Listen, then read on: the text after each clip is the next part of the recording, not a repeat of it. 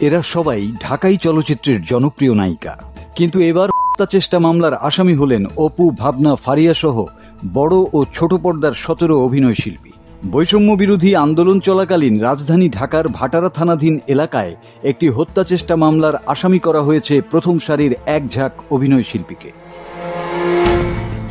শেখ হাসিনা এবং তার সরকারের সংশ্লিষ্ট 283 জন ও অজ্ঞাতনামা 3 থেকে 400 জনের বিরুদ্ধে ঢাকার সিএমএম আদালতে মামলাটি করেছেন এনামুল হক। মামলায় উল্লেখ করা হয়েছে, এসব আসামিরা বৈষম্য বিরোধী ছাত্র আন্দোলন দমন করার জন্য বিপুল অর্থের যোগান দিয়েছেন। আন্দোলনের সময় অন্য আসামিদের ছোড়া গুলি বাদী এনামুল হকের ডান পায়ে লেগে গুলিবিদ্ধ হয়ে রাস্তায় পড়ে যান। মামলায় আওয়ামী লীগের অর্থের যোগানদাতা হিসাবে আসামি করা হয়েছে অন্যতম অভিনেত্রী নুসরাত ফারিয়াকে।